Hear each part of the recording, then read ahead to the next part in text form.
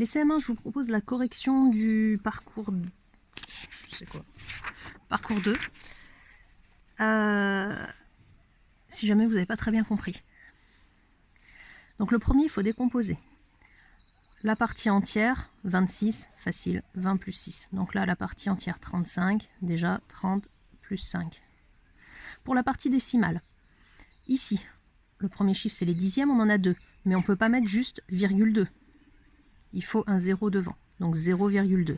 Là, la partie décimale, c'est 4. Je mets virgule 4, mais virgule 4 tout seul, ça n'existe pas.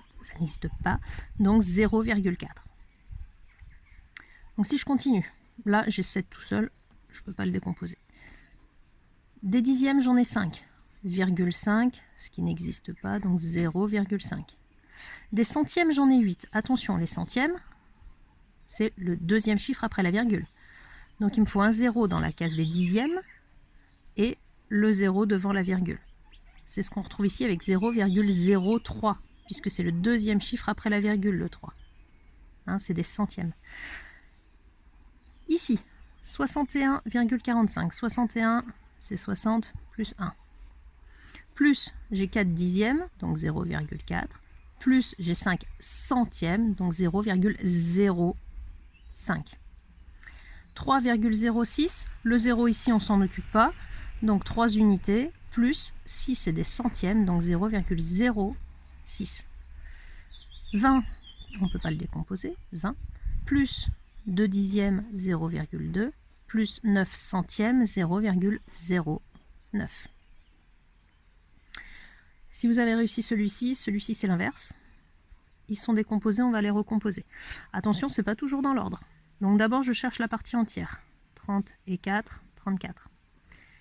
0,7, ça veut dire que j'ai 7 dans les dixièmes. Et 0,02, ça veut dire que j'ai 2 dans les centièmes. 6 plus 0,7, partie entière, 6. 7 dixièmes, 6,7. 20 plus 4 plus 0,8 plus 0,06. 20 plus 4, c'est ma partie entière, 24. J'ai 8 dixièmes, j'ai 6 centièmes. 60 plus 7 plus 0,9, 60 plus 7, 67 et 9 dixièmes. 90 plus 5, 95. 2 dixièmes, ils sont là. 1 centième, ils sont là. 9 plus 0,8 plus 0,04. 9, c'est ma partie entière. 8 dixièmes, 4 centièmes.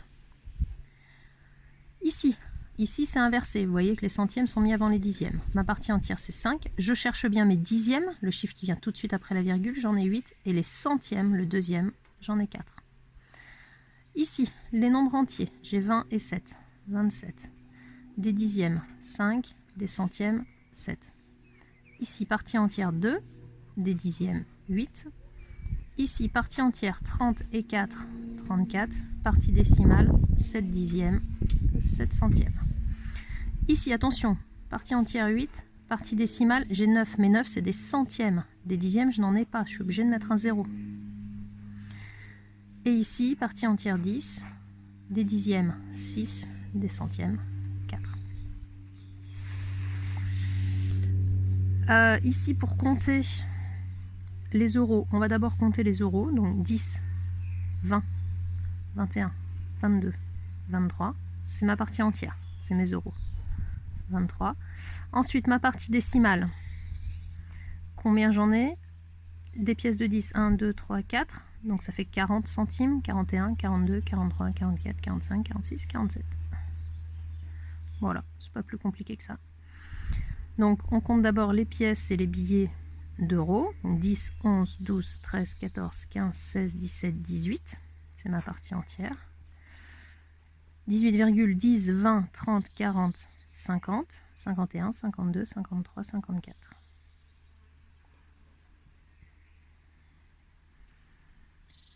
Et ici, 10, 20, 21, 22, 23, 24, 25. Ensuite, 25,10, 20, 30, 40, 50, 51, 52, 53, 54, 55, 56. Qui a le plus d'euros? 23,47, 18,54, 25,56, c'est Mathis. Et le dernier, le dernier, c'est un parcours. On ajoute toujours 0,1, donc on ajoute 1 au chiffre des dixièmes. On part de 6,7, donc après on a 6,8, 6,9. Attention, après 6,9, je vous l'ai expliqué dans le fichier, c'est 7. 7,1, 7,2, 3,4, 5, 6, 7, 8, 9. Après 7,9, c'est 8. 8,1, 8,2, 8,3, 4, 5, 6, 7, 8, 9 et 9. Et on est sorti. Bon, j'espère que ça ne vous a pas trop posé de problème. Et si c'est le cas, vous me le dites. J'essaierai de vous expliquer par appel ou par vidéo. Bon courage!